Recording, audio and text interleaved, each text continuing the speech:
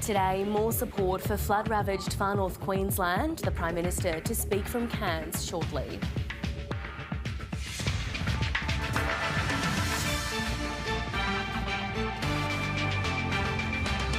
"14 people dead and 25 injured at a Prague university in the Czech Republic's worst mass shooting.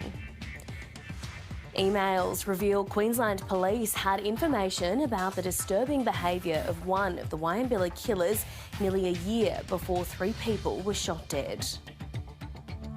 And cricketer Usman Khawaja defends wearing a black armband during the first test after being reprimanded by the ICC.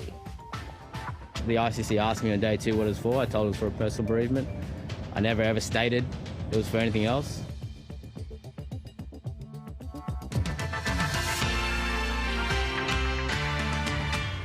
Hello and welcome to ABC News. I'm Melissa Mackay. We're standing by to take you live to Cairns, where the Prime Minister is due to speak on the flood recovery in far north Queensland shortly. Flood-impacted communities in far north Queensland will receive additional government support, with the Prime Minister announcing more funding today. Anthony Albanese is in Cairns, where he's meeting with emergency workers and volunteers, as well as local government and tourism representatives. The federal government will provide additional relief funding for flood-affected businesses, farmers and NGOs.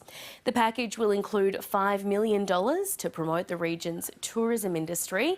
Emergency crews are also on standby in Kawanyama on Cape York, with dangerous flooding expected over the coming days.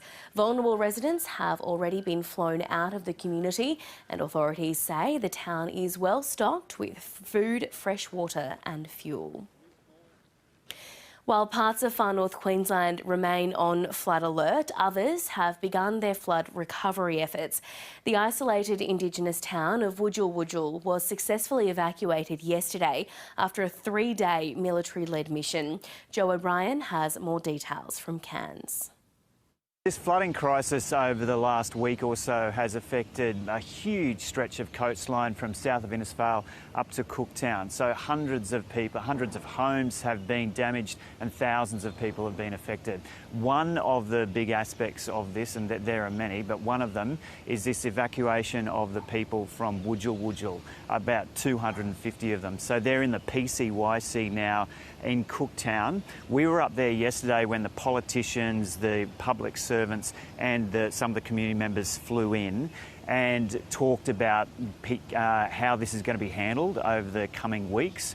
And everyone's heart is in the right place. Everyone wants to get it done as quickly as possible, but it just seems like there's going to have to be a bit of a management of expectations about just how quickly they're going to be able to get people back in there. Let's take a listen now to what some of the traditional owners have said. I got nowhere to stay. Everything is all underwater. We're refugees at the moment, mate. That's the main problem. We're refugees. When will the government, when will the politicians help? We just want to be home. Another person I came across at that evacuation centre there in Cooktown yesterday was a man from Darwin, so that's just outside Wujal, and that's where that 85-year-old man went missing from, and they still haven't found any trace of him. And this was the first time I've heard of this story from anyone inside Darwin, and he told, a really traumatic story of so many people up on their roofs, people up in trees screaming out for help as the Bloomfield River raged through there. And this man, Gary Ashworth, also said he knows the 85-year-old man quite well. He lives just 100 metres down in front of him, and says he's been a local for a long time. 50 years ago, he was one of the people who chained himself to the tree to stop development going through that region. And so he's a good friend. He continues to be really concerned from him. Let's take a listen to what he said now about that terrifying night in Darwin. I got a call from him about 10 o'clock and stating that I've got to get out, and I said it's most probably too late because there's a little bit of a creek before then that would have been 10 or 15 feet deep running, and then we said, hopefully someone gets you, but he said, no, don't worry about it, I'll go up in the second level of my house.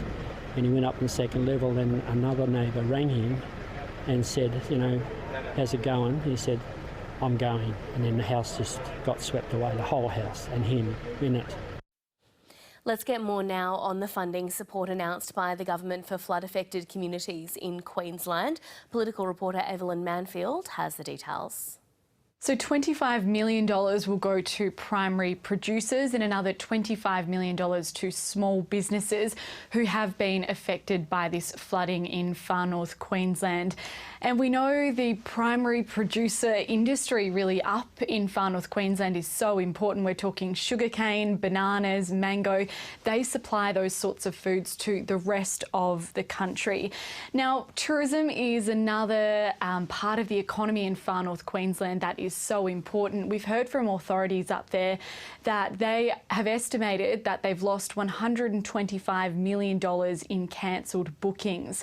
And so when Prime Minister Anthony Albanese was up in Cairns this morning speaking on News Breakfast, he said keeping those booking requests for anyone who might have a trip to Cairns or nearby, they should keep those requests. The Prime Minister will continue his travels around far north Queensland today, and we'll keep you up to date with more of those details about money going to those businesses and primary producers. In Western Australia, firefighters remain on alert as the mop-up from fires across Perth, Llancelin and the state's southwest continues. 2 homes were lost in Parkerville yesterday when a blaze broke out in a semi-rural area. Reporter Kason Ho is there for us now. Kason, what's the latest there? Well, Melissa, it is still very early on in the day here in Perth, but the conditions do feel like much less severe compared to yesterday, at least here in Parkerville. We're at the incident control point here just outside of the fire ground, and it really is just incomparable here compared to yesterday where there were water bombers flying overhead almost every minute. Smoke and ash was filling the air. There was barely a moment here in Parkerville yesterday where we couldn't hear a siren blaring past on the road. Compared to all of that today, at least here in Parkerville, it does feel very serene.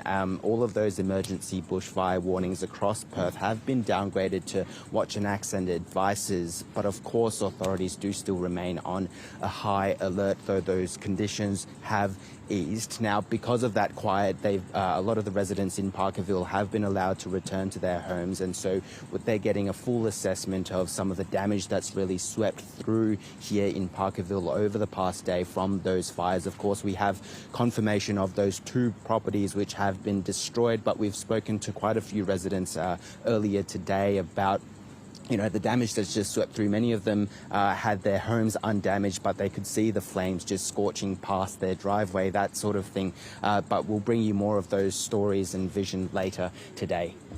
And Kason, you said that authorities remain on high alert. What's the outlook like for the next few days?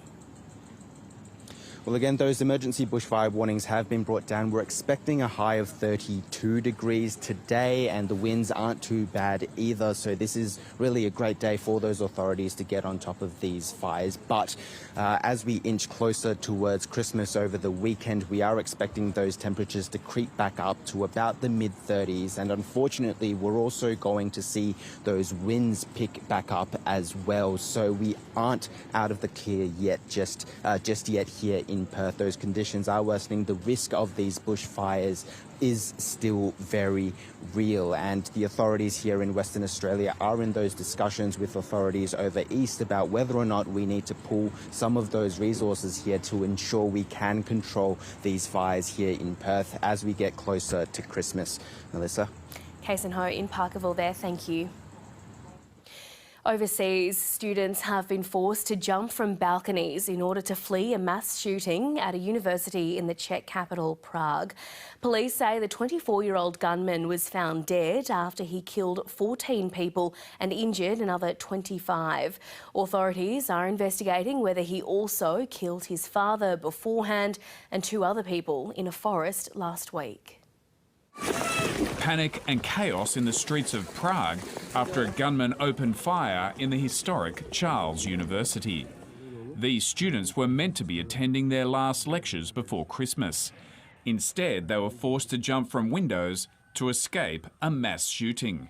Suddenly there were students and teachers running out of the building of the philosophical faculty. The gunman started firing around 3 p.m. The police arrived shortly after. Students barricaded themselves in their lecture rooms. They put the furniture in front of the doors and they were ready to fight with the suspect if the suspect will come inside their room where they had been locked. The gunman's body was found at the scene. Staff and students were eventually evacuated by police. The suspect was a 24-year-old who was studying at the university. Police believe he shot his father earlier in the day. At 12:45, we received information that a dead man was found in the same village, and we soon found out that he was the father of the suspect. There is no evidence at this time that this act is in any way related to international terrorism. Gun violence is relatively rare in Prague, and the nation is in shock. There is no justification for this horrific act. I feel deep sadness and disgust in the face of this senseless and brutal violence. Police say the shooter legally owned several guns. A large number of weapons has since been found at the university, a heinous act that could have been even worse. Steve Canane, ABC News. A United Nations Security Council vote on a resolution in the Israel-Gaza war has been delayed yet again. The Council was due to vote today on calling for urgent humanitarian pauses, but diplomats have not been able to agree on the wording. Intense negotiations have dragged on for several days in an attempt to ensure the United States does not veto the resolution.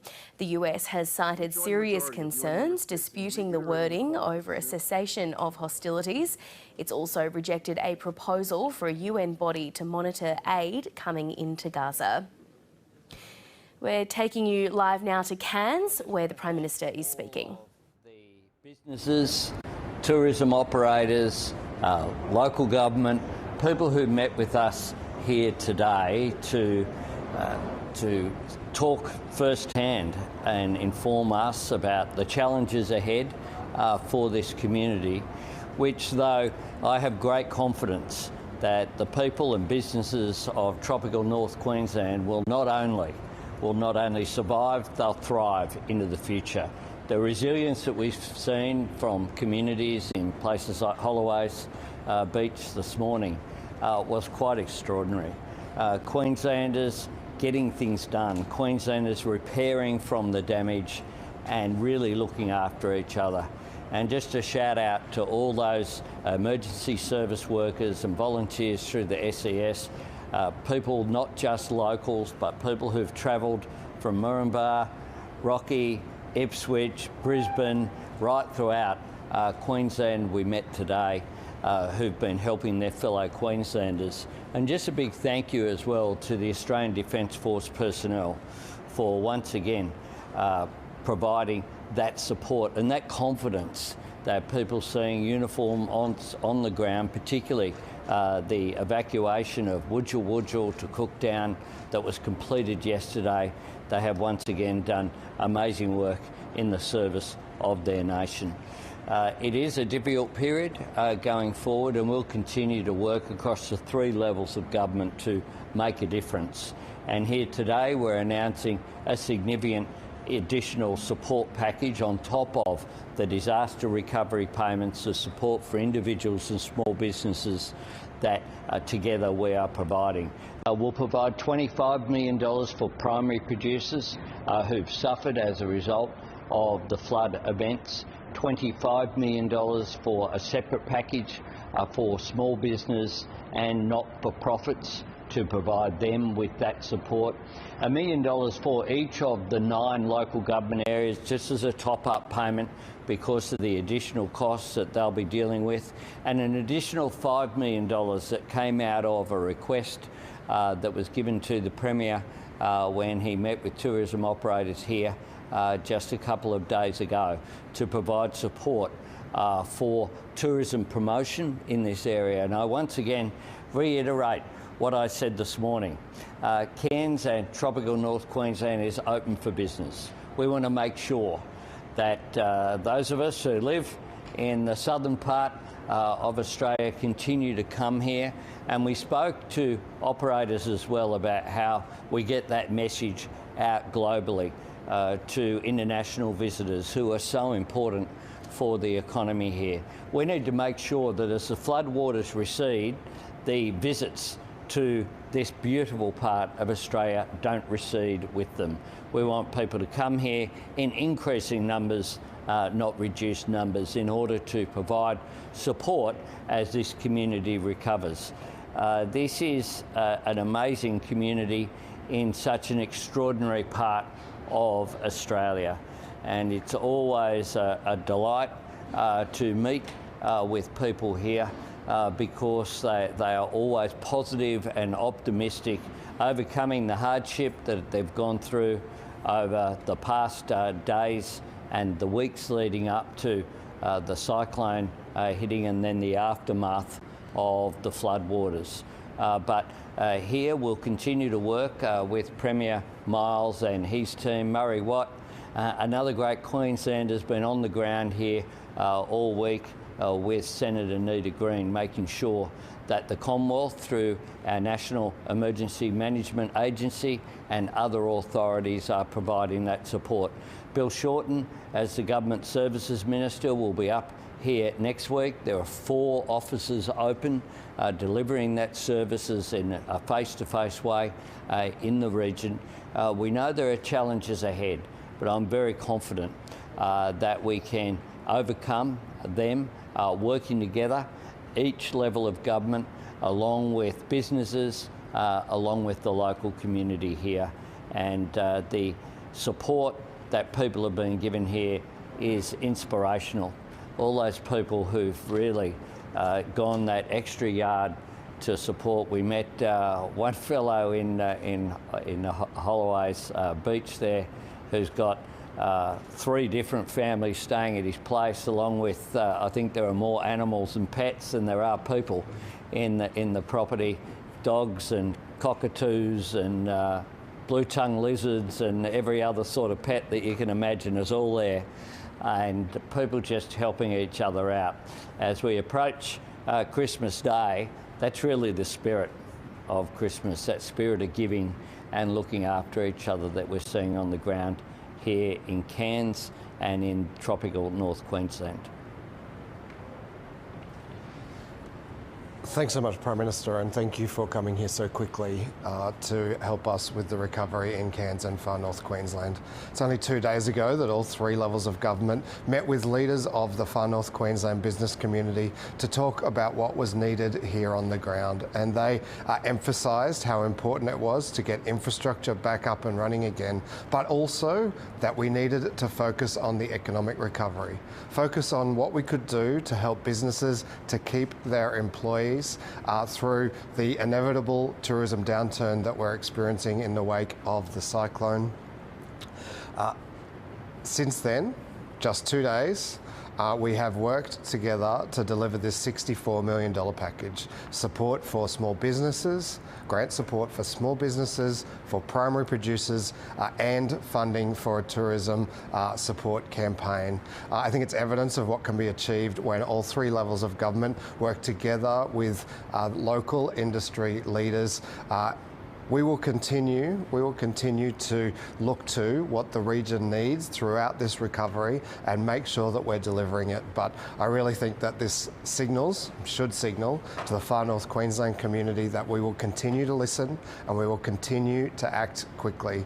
I know the Prime Minister was personally involved in making sure that this approval happened as quickly as we could, and it was great to be able to finalise it in time to announce here on the ground, as I say, just 2 days after we first started discussing it.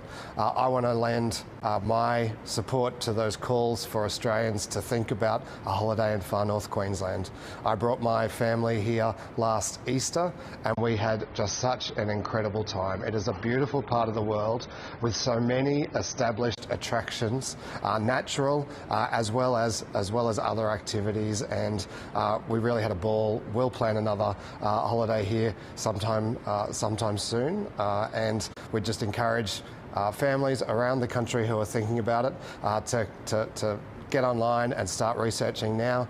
Also, if you run a business or you plan conferences, this is a fantastic new convention centre that our government is very proud to have built and delivered. So if you're thinking about where you want to hold a conference, Cairns is a fantastic place. Your conference patrons will love to come here. Michael Healy?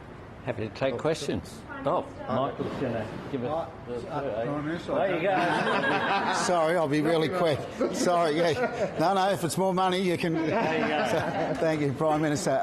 Just very quickly, to be honest, I can't believe I was sworn in as the Minister for Tourism yesterday, and here I'm assisting in announcing funding for our region. So in addition to the federal money, I want to say it's enormously appreciated, but we met with operators some days ago, and as we said, we've immediately put $3 million out there to talk to make sure that we're marketing our destination. That will assist in ensuring that we are getting subsidised, hopefully some airfares. We're getting our products in our region down into those southern markets, which is vitally important. We also have an additional $2 million, which will be able to assist some of those businesses that have been impacted immediately.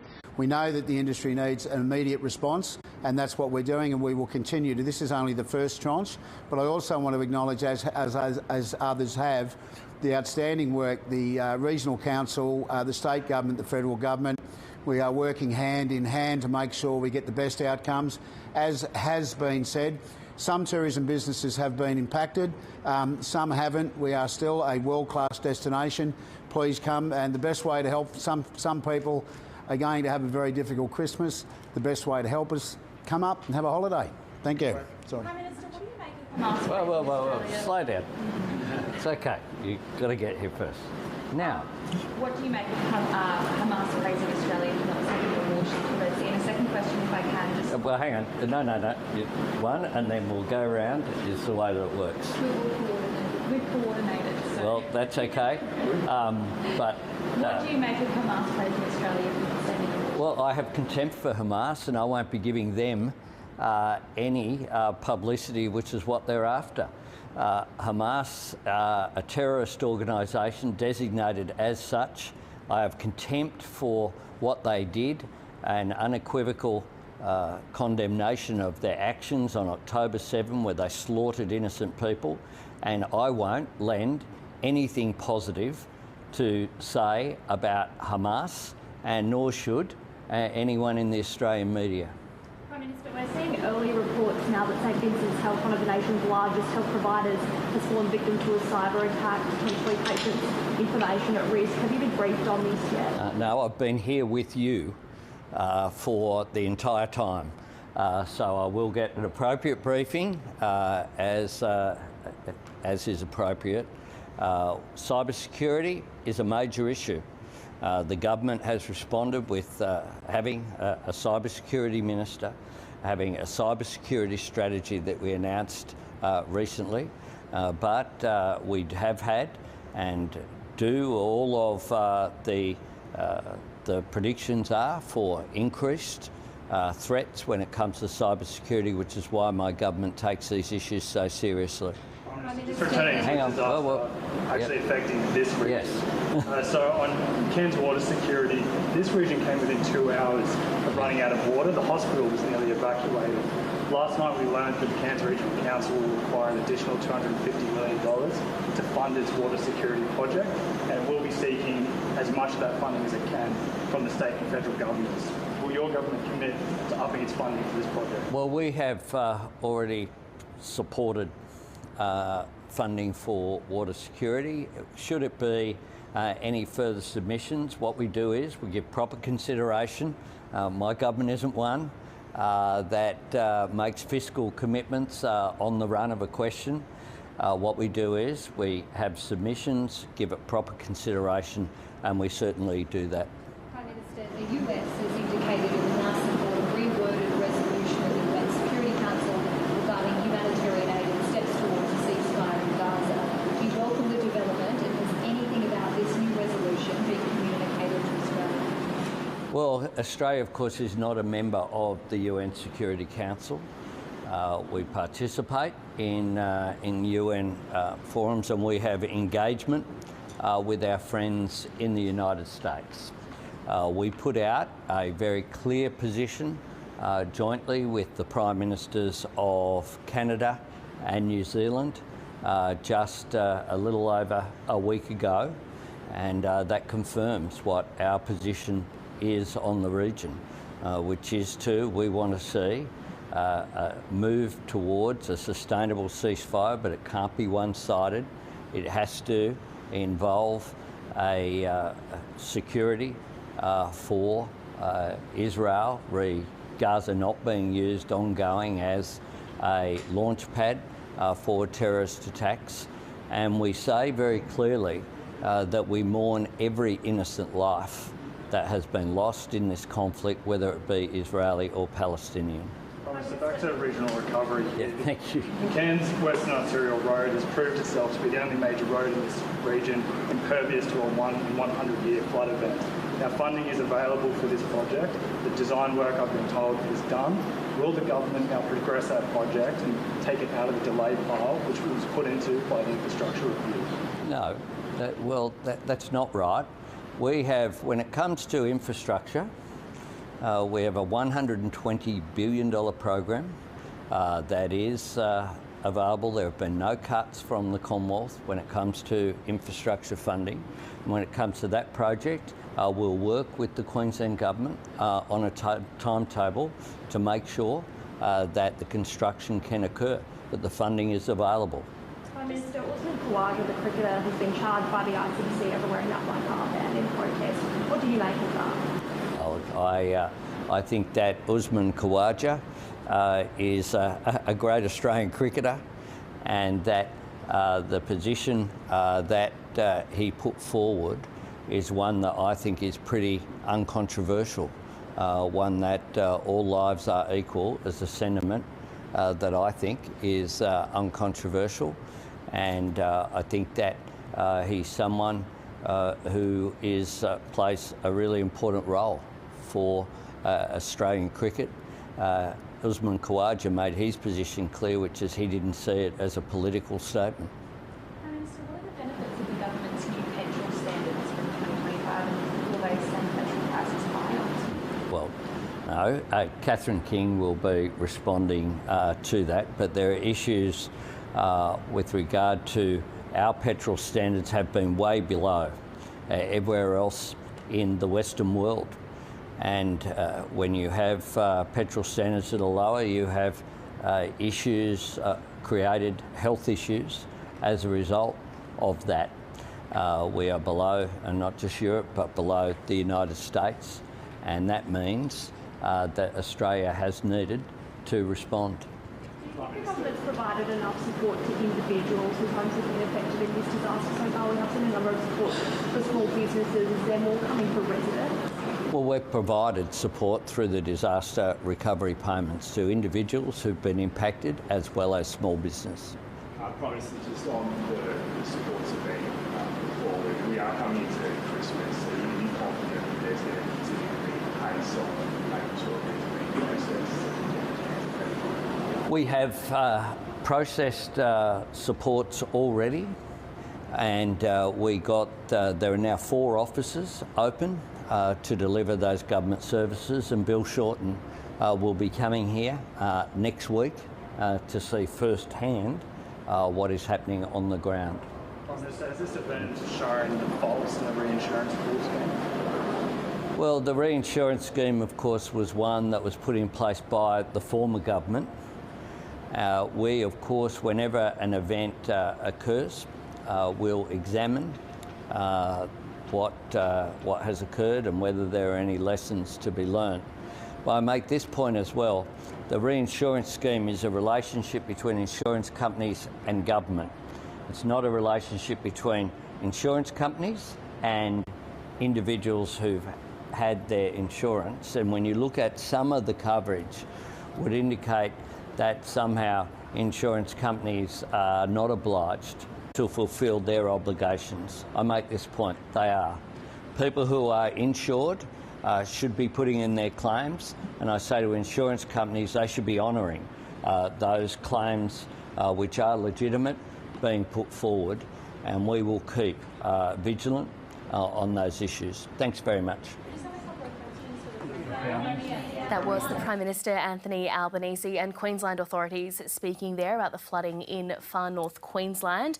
We heard the government has announced additional support packages for flood-affected businesses, farmers and NGOs. There'll be $25 million for primary producers, another $25 million for small businesses and not-for-profits, as well as $1 million each for the 9 local government areas affected. We heard there'll also be $5 million for tourism promotion. Authorities there reiterating that far north Queensland is open for business. They're urging those with holidays booked not to cancel and encouraging others to plan a trip to far north Queensland.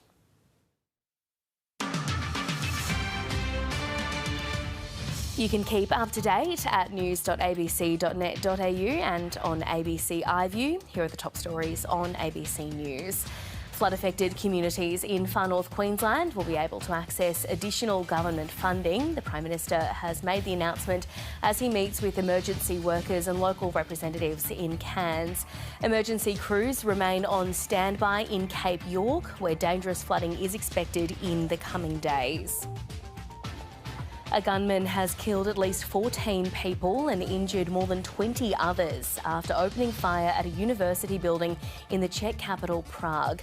The shooter, who has been identified as a student at the university, was killed. A motive is still to be determined, however, it's not being treated as terrorism. Police say the attack is the Czech Republic's worst mass shooting. Emails reveal Queensland Police had detailed information about Nathaniel Train almost a year before the Wyambilla shootings. The correspondence shows Train committed several offences in New South Wales before going on the run with several weapons. Train later joined his brother and ex-wife at the Wyambilla property, where they killed 2 constables and a neighbour. Australian batter Usman Khawaja has been reprimanded by the International Cricket Council for wearing a black armband during last week's first test against Pakistan. He insists the armband was worn for a personal bereavement and not a political message. Khawaja says he won't be wearing a black armband for the Boxing Day test against Pakistan. Emails have revealed Queensland Police had detailed information about one of the Wyambilla killers well before he took part in the shooting murders of 2 police officers and a civilian on Queensland's Darling Downs last year. Reporter Rory Callanan has more from Brisbane. We had a tip-off that a regional council had provided detailed information about Nathaniel Train and illegal activity to police nearly a year before he took part in the Wyambilla killings. We put a right to information request to the Goondiwindi Regional Council for any correspondence between police and the council, and were able to obtain emails from a council officer that showed he had provided quite specific details about illegal activity involving Nathaniel Train. That illegal activity was the fact that Nathaniel Train had breached the New South Wales-Queensland border during COVID-19 restrictions. At the same time as that breach, he had been reported to be carrying firearms and had then gone on the run in Queensland with those firearms. The council officer had been so specific he had even identified Nathaniel Train, his name, and he provided that information to police. So, Rory, what is the significance of this email? It appears to show police had nearly a year to investigate illegal conduct by Nathaniel Train in the lead up to him taking part in those killings. It also seems to indicate that they were unable to locate him or interview him or take any sort of further action to curtail his access to firearms in the months leading up to the Wyambilla killings. The Queensland Police have said they are conducting their own investigation into the handling of that probe. They have their ethical standards unit conducting an investigation into that, and a report from that investigation will be provided to the Queensland coroner in February of next year. So a lot more to come on this story. Rory Callanan there in Brisbane, thank you so much. Australian cricketer Usman Khawaja has responded after being reprimanded by the International Cricket Council for wearing a black armband during last week's first test against Pakistan. Reporter Tom Maddox has more. Usman Khawaja was speaking to the media today at the launch of Cricket Australia's multicultural action policy. So broadly speaking, a drive from Cricket Australia to convert terrific grassroots participation and numbers among South Asian communities into the elite level. But of course, as you mentioned in your introduction, there's an issue here relating to the first test in Perth against Pakistan, and the International Cricket Council has just charged Usman Khawaja with breaching its cricket and its clothing regulations, rather, over a black armband he wore in the first test in Perth against Pakistan. Now, this started because at training, Usman Khawaja was wearing shoes that had a message in support of human rights and people caught up in the conflict in Gaza. He eventually chose not to wear those shoes during the Perth test, but did wear a black armband during that match, and that's why the ICC has chosen now to slap him with this charge.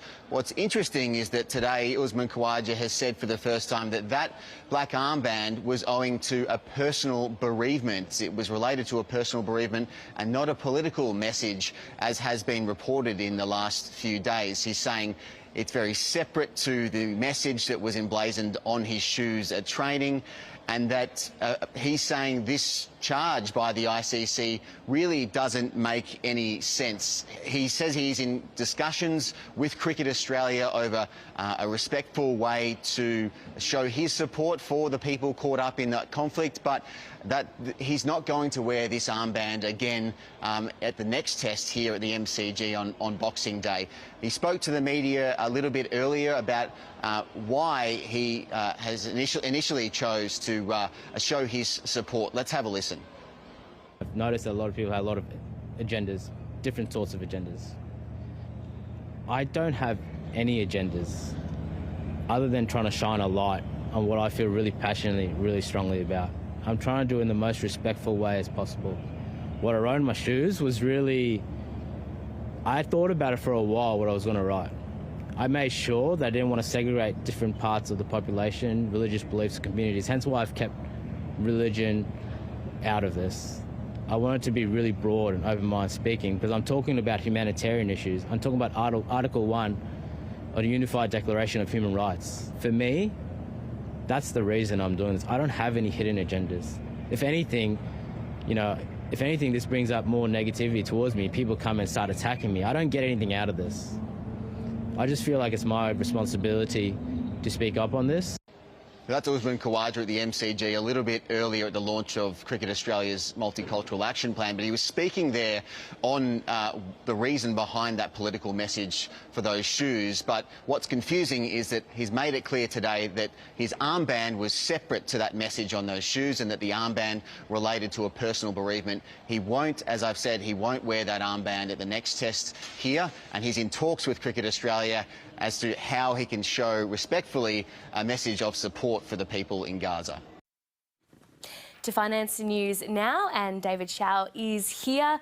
David, today is the last trading session before Christmas. How are the markets looking? I've got to say, Melissa, it is pretty quiet. So I guess markets here are in wait and see mode, because they're waiting to see what happens overnight, past midnight, when the US releases its inflation figures. So the US being the world's biggest economy, what happens there matters very much to us, because depending on what the results are, it could be very market moving in a few days' time, whether it's come down enough to justify the big rally we've seen in global stocks lately. But there are some stocks here locally making big gains and huge falls. So let's take a look at them.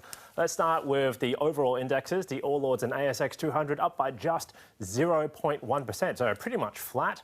The biggest drags on the market are basically healthcare and financial companies, and that's being offset by strong gains across resources and energy stocks. Now, today's best performers include Lynas Rare Earths, Boss Energy and Pilbara Minerals.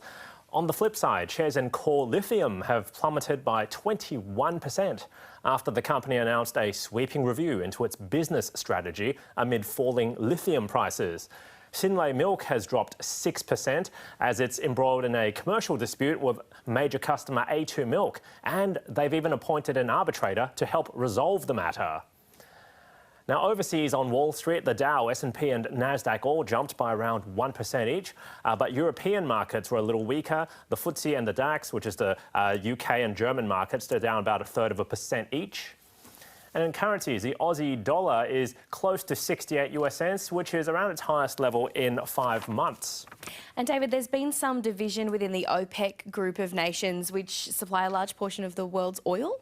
Yeah, that's right. So just to give you some background, Melissa, so the OPEC nations, about 80% of the world's proven oil reserves are in those countries. Those member countries include Saudi Arabia, Iran, Iraq and some others. So they meet every once in a while to discuss strategy, how much to lift or cut oil supply by. So they're very much a cartel influencing global oil prices.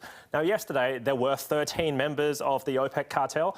That's now dropped to 12 because overnight, Angola, the Central African nation, said it's quitting OPEC.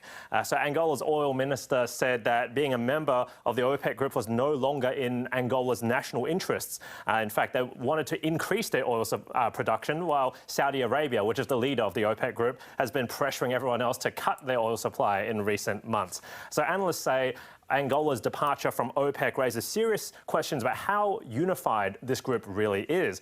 So last month, the OPEC nations agreed to cut production by 1 million barrels a day in a bid to prop up their margins. But prices really haven't risen by all that much because the key is that these cuts are voluntary. That's the key word. So markets don't believe these nations will actually abide by that agreement, and some it's believed might actually cheat and actually increase production or not cut by as much. But with that in mind, let's take a look at commodity prices finally. So the price of oil dipped overnight but has recovered a bit in the last few hours. Brent crude at $79.6 US a barrel. Gold is doing well. It's lifted to $2,049 US an ounce.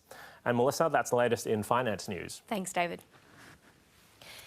British teenager Alex Batty, who was found in France after being missing for 6 years, has spoken for the first time since returning to the UK. He vanished in 2017 on a holiday in Spain with his mother and grandfather. His mother does not have parental guardianship and her current whereabouts are unknown. The teenager was picked up by a motorist last week after walking 4 nights in the Pyrenees near the French-Spanish border. In an interview with The Sun newspaper, Batty says he doesn't hold any grudges against. I know that the decision to take me was what they thought was best for me and for my future. I know it came from love. I know it came from a place of protection, because of course they're my parents. But they thought about the present. They didn't think about the future. Okay, yeah, I was safe and I was always healthy, but no social life, no meeting people my own age, kind of always being isolated comes boring, to say the least, really. Thousands of people who were forced out of their homes in Iceland when the volcano erupted have been warned they face an uncertain future. The eruption left a crack in the earth almost 4 kilometres long, and lava and gases are still spewing from it. Iceland's emergency services remain on high alert. After this week's awesome display of nature, they expect the unexpected.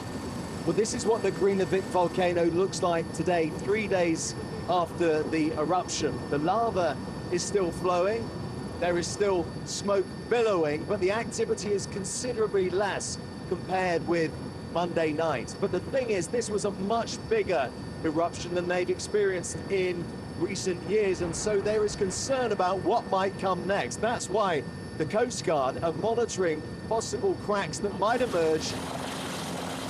The decision to evacuate 4,000 people from the nearby town more than a month ago proved a wise one. The Coast Guard are now practicing for what they do if there is another volcanic eruption in the future and they have to winch people to safety. You can make out a solitary figure there who's being brought up back to the helicopter. If there is an eruption in the days, weeks, months, years to come, they may have to move people out extremely quickly. This week's eruption was the first at this specific spot for 2,000 years. Scientists fear more now could follow. Well, a visit to Santa is an annual tradition for many families, but young people with sensory challenges often have to miss out, with the crowds and the chaos of Christmas proving a little too overstimulating. But across the country, a handful of sensory-friendly Christmas experiences are popping up, and it's just one of many ways that Christmas festivities can be more inclusive. For more, I'm joined now by Tony Warner, who is the CEO from Variety New South Wales and ACT. Tony, thank you so much for making the time to come in and talk to us. We'll just start. The annual sort of Santa photo can be pretty chaotic for anyone, but for someone with sensory challenges, just how overstimulating can this experience be? Yeah, Christmas should be an inclusive time, but it's an intense time to be with families and in-laws, and just because a child with additional needs maybe doesn't want to be in the middle of a crowd doesn't mean they don't want to participate, doesn't mean they don't want to enjoy themselves. So it can be really full on and intense for those children. Some more sensory-friendly activities and experiences are popping up across the country. What sort of things are being done in those experiences, whether it is, visiting Santa or some of his friends? How are those sorts of things becoming more sensory-friendly? Yeah, so what we've implemented at Variety is Santa is very sensitive, of course, and Santa understands the different needs of children. And so Santa makes himself available in a quiet space, as well as the space where we normally get our pictures taken with Santa. So that could be a quieter room, the music might be turned down. If there's a picture, we might not use a flash, but it doesn't mean that a child with additional needs doesn't want to have their picture taken with Santa. We're seeing this sort of these sorts of changes implemented across supermarkets and some other shopping centres as well, with quiet hours and things. How are these sorts of changes being received by families? I think they're being well received. Obviously, everybody needs to go and get their groceries, and they want to be able to take their children with them. And the supermarket's being sensitive to those additional needs and maybe turning down the music just to make it a little bit easier for mum or dad to be able to go into the supermarket and get what they need. Also, as these kids get older, they're going to need to learn to go to the supermarket themselves. And so it's part of a process of learning for them to be familiar with the supermarket, that the supermarket's a welcoming environment. As you mentioned earlier, big family Christmas get-togethers and crowds can be quite overwhelming. How can families or Christmas parties best support people with sensory challenges? Yeah, well, what we've implemented and what we've seen is that just because a child doesn't want to be in the room with everybody doesn't mean they don't want to participate, they're not enjoying themselves. So just giving the child the freedom to be able to come and go from wherever the family is, the big loud space, the music, the big stories that are being told. A child with additional needs might just need a bit of time to themselves. They might want to go to their room. They might want to go and look at toys if they've been lucky enough to get a visit from Santa. And then they might want to come back and rejoin that group. So if there's if there's a space that they can go to that's comfortable and safe for them, or if there's a toy that they really feel comfortable with, they might want to bring that toy to the dinner table, for example, and that's okay. Tony Warner, thank you so much for your time. Thank you so much. The Northern Territory Property Council is warning the number of empty shops in Darwin CBD is only expected to increase in the new year. Some local retailers say there's still some businesses, but they're wary heading into Christmas, as Natasha McFarlane reports. Shop after shop sitting empty in the Darwin CBD, but up in the city's office blocks, vacancy rates are even worse. We are the highest in the nation, an unenviable position, so it is something that we need to be correcting. So what we see at the moment is across our CBD is 58,000 square metres of vacant space. The Property Council is sounding the alarm with concerns the problem is only likely to worsen in the new year ahead. People leaving the territory, and this may be related to a whole bunch of reasons, whether it's the antisocial behaviour that we've been seeing, the economic downturn, but also the cost of living pressures that come with the Northern Territory. Smaller retail and hospitality venues are also feeling the pinch. The Property Council estimates around 20% of the city's shops are unoccupied. For some of those who've ridden Darwin's boom and bust over the years, they believe it's just another period of transition. Because there are a lot of owner-operators, they do move to different locations. So you might find, for example, Rabbit Hole. They were down in the mall. Now they've just moved across to larger premises. The government banking on this new university campus, growing the cruise ship industry and attracting big business to turn things around. We are writing to and we are talking with big business around Australia. The top 200 on the ASX we are engaged with currently, and we're going to be trying to get them to the Northern Territory. For now, traders are most concerned by the cost of living and families tightening their purse strings. But they're still hoping for a last-minute Christmas shopping spree to end the year on a high. Natasha McFarlane, ABC News, Darwin. Time for sports news now, and Jared Coote is here. And Jared, a former rugby league player has passed away.